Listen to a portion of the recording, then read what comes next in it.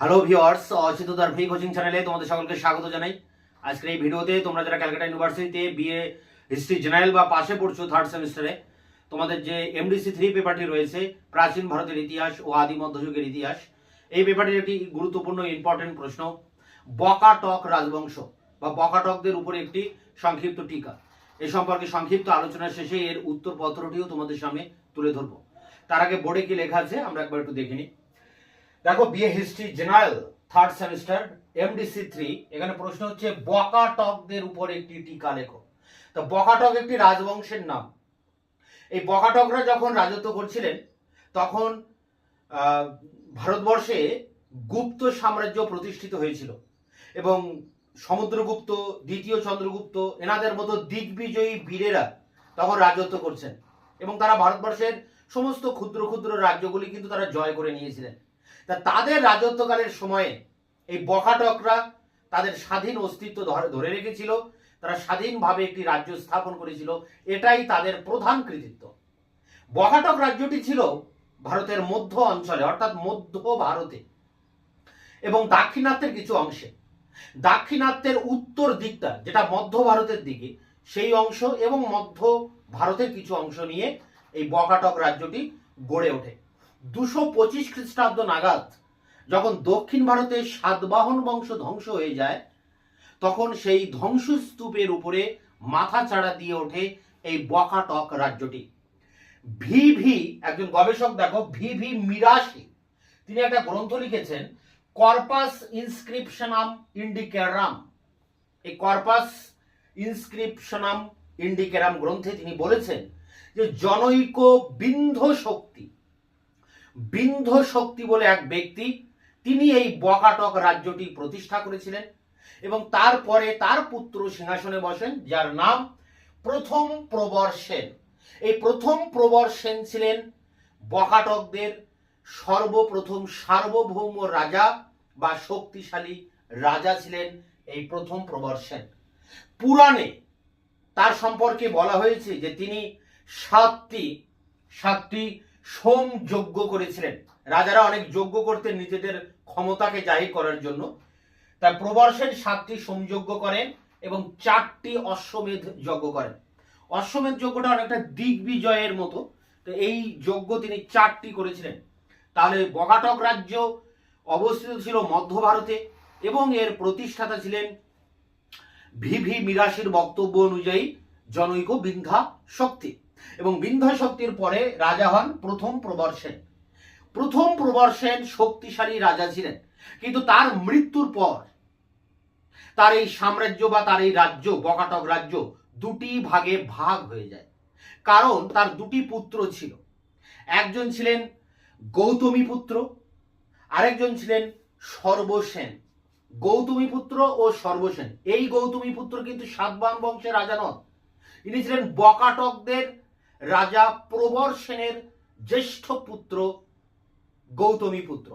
তা প্রবর সেন মারা যাওয়ার পর জ্যেষ্ঠ পুত্র সিংহাসনে বসেন, অর্থাৎ গৌতমীপুত্র, কিন্তু তার অকাল মৃত্যু হয়।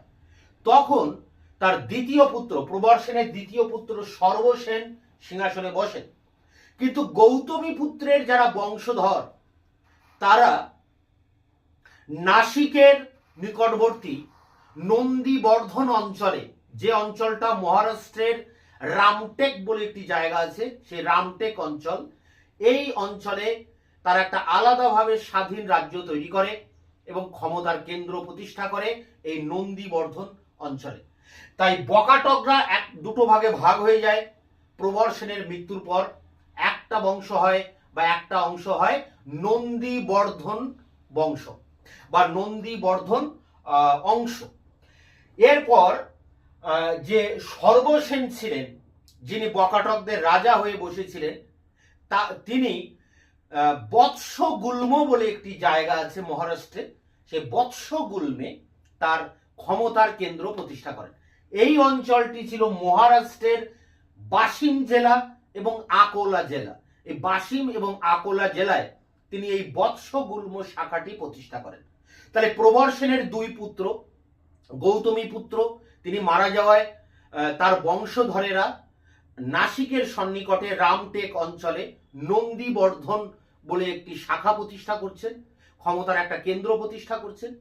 আর প্রবর সেনের দ্বিতীয় পুত্র সর্বসেন তিনি বাসিম জেলা বা আকোলা জেলাতে তিনি তৈরি করছেন বৎস গুল্ম শাখা। তাহলে দুটি শাখায় ভাগ হয়ে গেল, একটা নন্দীবর্ধন শাখা এবং আরেকটি হচ্ছে বৎস গুল্ম শাখা। এই বিষয়টা মনে রাখতে হবে।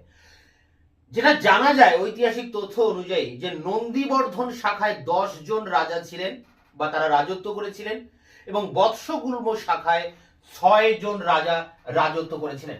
ঐতিহাসিকরা অবশ্য নন্দীবর্ধন যে শাখা, যেটা গৌতমী পুত্রের বংশধরেরা তৈরি করেছিলেন, সেই নন্দীবর্ধন শাখাকেই বকাটকদের আসল বা অরিজিনাল যে বংশ, সেই বংশ হিসাবে তারা স্বীকৃতি দিয়েছেন। তারা বৎসগুল্মকে কিন্তু স্বীকৃতি দেননি। তারা বলেছেন, ঐতিহাসিকরা বলেছেন, বকাটকদের প্রধান শাখা ছিল এই নন্দীবর্ধন শাখা। তার কারণ প্রবর সেনের মৃত্যুর পর তার জ্যেষ্ঠ পুত্র কে ছিলেন? গৌতমী পুত্র। সেই গৌতমী পুত্রের বংশধরেরাই তৈরি করেছিলেন নন্দীবর্ধন শাখা। তাই এটাই ছিল তাদের প্রধান শাখা, অর্থাৎ বকাটকদের শাখা।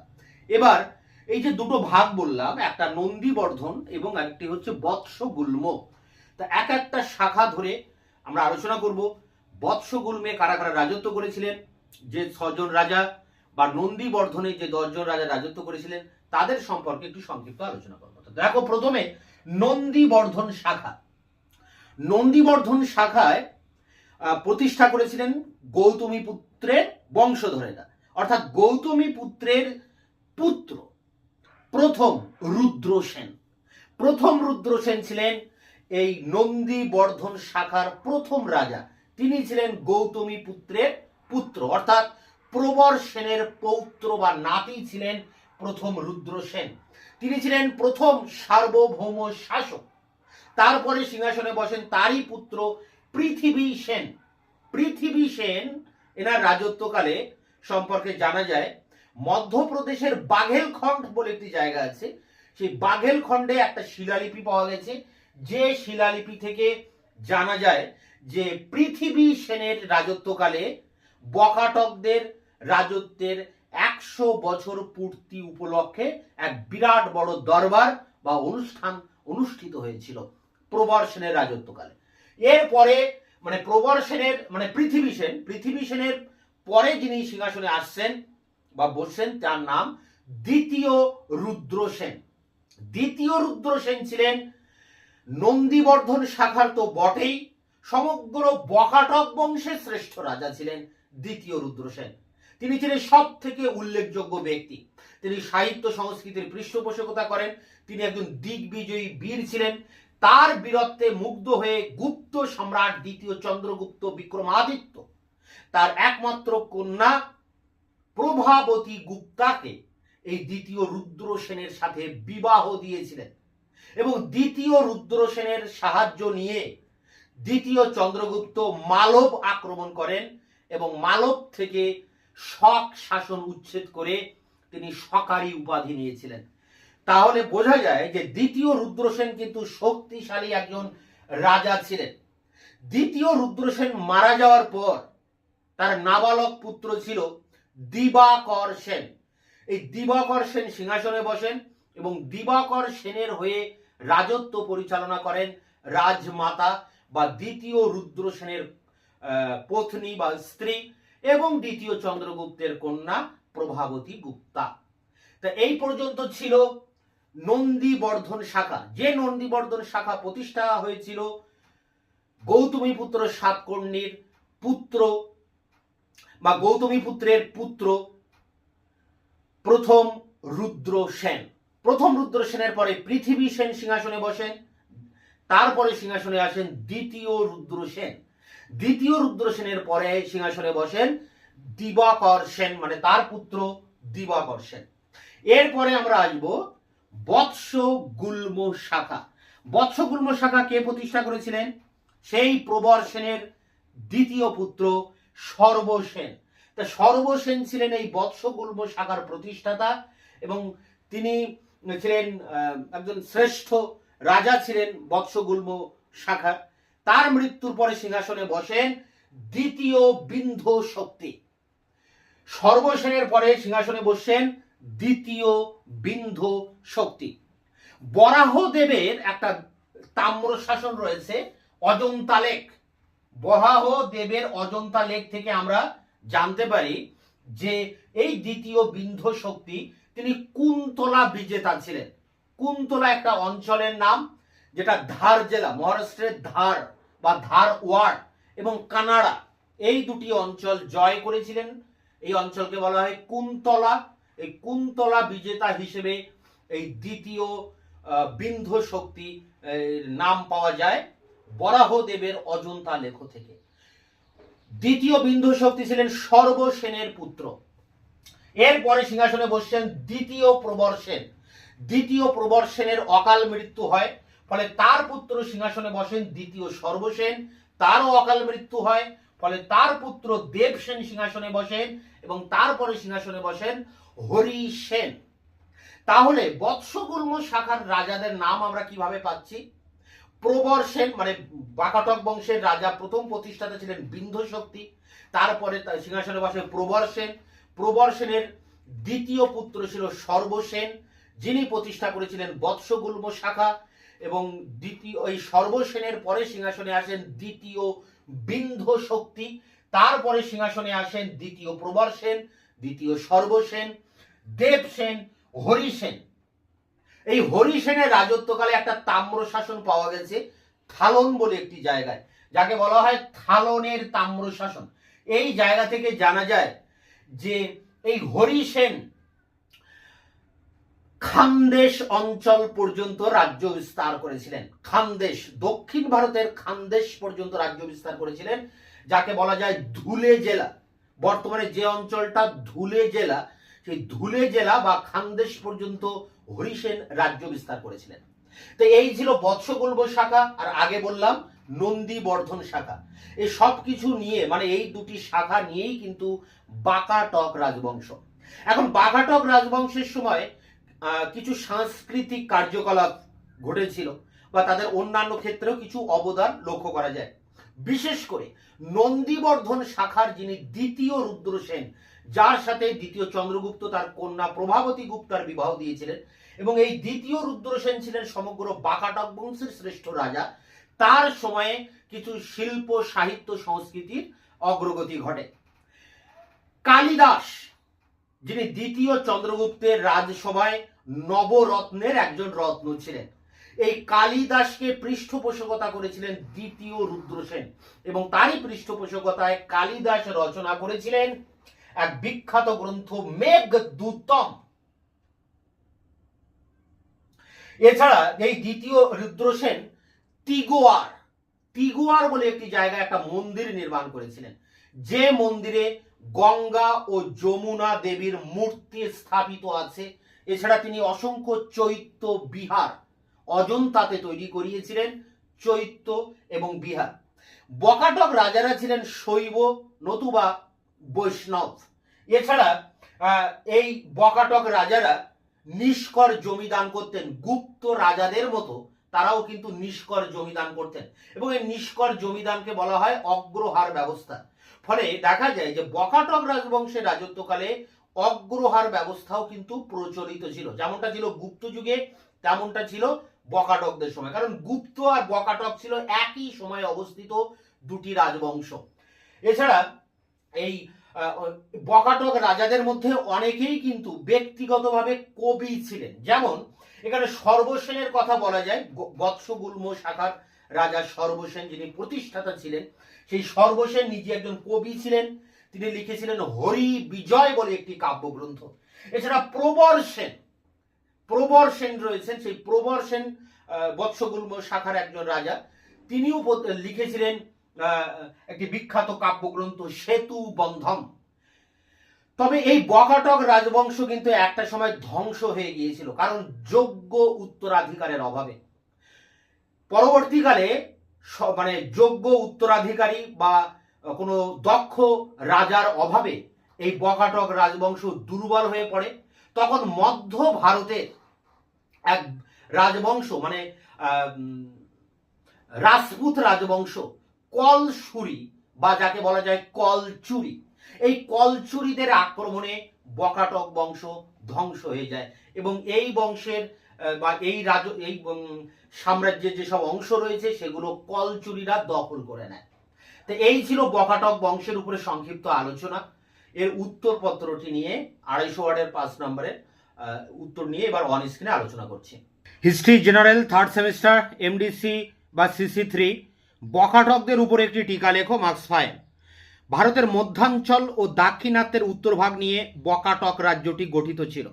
সময়ের দিক থেকে বকাটক রাজ্য গুপ্ত সাম্রাজ্যের সমসাময়িক ছিল। আনুমানিক 225 খ্রিস্টাব্দে সাতবাহন সাম্রাজ্যের পতন সূত্রে দাক্ষিণাত্যে যে সমস্ত রাজশক্তির উত্থান লক্ষ্য করা যায়, বকাটক রাজ্যের উত্থান তাদের মধ্যে সবচেয়ে গুরুত্বপূর্ণ। বকাটকদের বড় কৃতিত্ব ছিল এই যে সমকালীন পরাক্রমশালী গুপ্ত রাজাদের অস্তিত্ব সত্ত্বেও তারা তাদের স্বাধীন সত্তা বজায় রাখতে সক্ষম হন।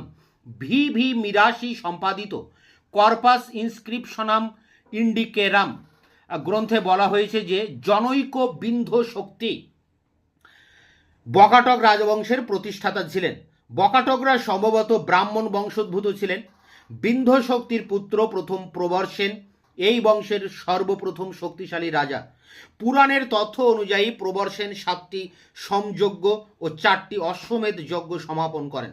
তার এভাবে যজ্ঞ সম্পাদনের মূল কারণ ছিল নর্মদার উত্তরে বিন্ধ পর্বত পর্যন্ত বকাটক শক্তির বিস্তার। প্যারা করে দেখো এবার। প্রথম প্রবর্ষেনের 2 পুত্র গৌতমীপুত্র এবং সর্বসেন। গৌতমীপুত্রের অকাল প্রয়াণে সর্বসেন রাজত্বের অধিকার পান। তার সময়ের গুরুত্বপূর্ণ ঘটনা হল বকাটক রাজবংশের বিভাজন।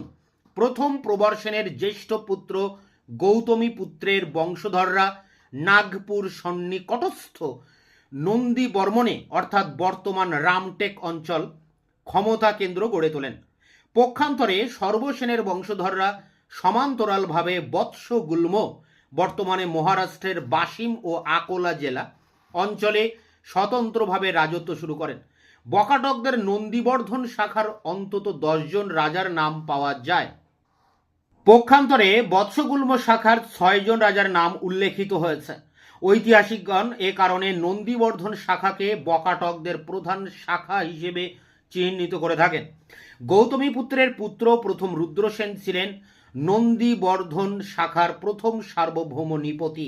তার উত্তরাধিকারী হিসেবে জনৈক পৃথিবী সেনের উল্লেখ পাওয়া যায়। মধ্যপ্রদেশের বাঘেলখণ্ড লেক থেকে জানা যায় পৃথিবী সেনের আমলে বকাটক রাজবংশের 100 বছর পূর্তি উৎসব হয়। পৃথিবী সেনের উত্তরাধিকারী হিসেবে দ্বিতীয় রুদ্রসেনের নাম পাওয়া যায়। দ্বিতীয় রুদ্রসেন ছিলেন বকাটক বংশের সর্বাপেক্ষা উল্লেখযোগ্য ব্যক্তিত্ব, কেননা গুপ্ত সম্রাট দ্বিতীয় চন্দ্রগুপ্ত বিক্রমাদিত্য তার গুণে মুগ্ধ হয়ে নিজ কন্যা প্রভাবতীর সঙ্গে দ্বিতীয় রুদ্রসেনের বিবাহ সম্পাদন করেন। সমকালীন গুপ্ত তথ্যাদি থেকে জানা যায় যে এই বৈবাহিক সম্পর্কের দ্বারা গুপ্ত সাম্রাজ্যের শক্তি বৃদ্ধি পায়। এর ফলে দ্বিতীয় চন্দ্রগুপ্তের পক্ষে বকাটকদের সহায়তায় মালব অভিযান সম্ভব হয়। এই তথ্য মেনে নিলে বকাটকদের রাজনৈতিক গুরুত্ব বেগ পেতে হয় না, গুরুত্ব সম্পর্কে জানতে বেগ পেতে হয় না। দ্বিতীয় রুদ্রসেনের মৃত্যুর পর তার রানী প্রভাবতী নাবালক পুত্র দিবাকর সেনের অভিভাবকত্ব গ্রহণ করেন ও বকাটক শাসন অব্যাহত রাখেন। এই প্যারায় তাহলে আলোচনা হলো নন্দীবর্ধন শাখা। এর পরের প্যারাতে দেখো রয়েছে বৎসগুল্ম শাখা। বকাটকদের বৎসগুল্ম শাখার প্রতিষ্ঠাতা ছিলেন বিন্ধ শক্তির পৌত্র ও প্রথম প্রবর্ষেনের পুত্র প্রথম সর্বসেন। সর্বসেনের উত্তরাধিকারী ছিলেন দ্বিতীয় বিন্ধ শক্তি। বরাহদেবের অজন্তা লেখতে তাকে কুন্তল অর্থাৎ বর্তমান ধারওয়ার ও উত্তর কানাড়া বিজেতা বলা হয়েছে। দ্বিতীয় বিন্ধ শক্তির উত্তরসূরি ছিলেন দ্বিতীয় প্রবর্ষেন। তার অকাল মৃত্যুতে পুত্র দ্বিতীয় সর্বসেন বৎসগুল্ম শাখার নৃপতি হন। তিনি স্বল্পায়ু ছিলেন। তার উত্তরসূরি হিসেবে পুত্র দেবসেন ও পৌত্র হরিসেন দীর্ঘকাল রাজত্ব করেন। হরিসেনের তৃতীয় রাজ্যবর্ষে উৎকীর্ণ থালনের তাম্রশাসন থেকে জানা যায় যে তার ক্ষমতা পশ্চিম ভারতের খানদেশ অর্থাৎ মহারাষ্ট্রের ধুলে জেলা পর্যন্ত বিস্তৃত হয়। বকাটকদের 2টি শাখার সম্মিলিত অঞ্চল ছিল গুপ্ত সাম্রাজ্য ছাড়া অন্যান্য আঞ্চলিক শাসকদের মধ্যে বৃহত্তম অঞ্চল। মূলত এ কারণে গুপ্তদের পরেই রাজনৈতিক শক্তি হিসাবে বকাটকরা ছিলেন অগ্রগণ্য। তবে পরবর্তীকালে যোগ্য উত্তরসূরির অভাবে ষষ্ঠ শতকের মধ্যভাগে বর্তমান নাসিক ও ঔরঙ্গাবাদ অঞ্চলের কলসুরি বা কলচুরি শাসকদের আক্রমণে বকাটক বংশের শাসন অবলুপ্ত হয়। এরপরে দেখো শেষ প্যারা একটা মূল্যায়ন করা হয়েছে এখানে তাদের শিল্প সংস্কৃতির উপরে। বকাটক শাসকগণ তাদের সমকালীন গুপ্ত শাসকদের মতোই শিল্প সাহিত্য সংস্কৃতির পৃষ্ঠপোষক ছিলেন। দ্বিতীয় রুদ্রসেনের আমলে নির্মিত তিগোয়ারের মন্দির ও সেখানে স্থাপিত গঙ্গা যমুনার মূর্তি বকাটক স্থাপত্য ভাস্কর্যের পরিচায়ক। কেউ কেউ দেখাতে চান যে অজন্তার কিছু বিহার ও চৈত্য গুহা বকাটকদের পৃষ্ঠপোষকতায় স্থাপিত হয়। এই ঘটনা প্রমাণ করে যে বকাটকরা হিন্দু ধর্মের পৃষ্ঠপোষক হওয়া সত্ত্বেও অন্যান্য ধর্মের প্রতি সহিষ্ণু ছিলেন। ব্যক্তিগত পর্যায়ে বকাটক শাসকরা ছিলেন শৈব ও বৈষ্ণব। ধর্মীয় অনুষঙ্গ থেকে গুপ্ত রাজাদের মতোই বকাটক রাজারাও ব্রাহ্মণ ও পুরোহিতদের নিষ্কর জমিদানের প্রবণতা দেখান। ফলত বকাটকদের অঞ্চলেও অগ্রহার প্রথা প্রচলিত হয়।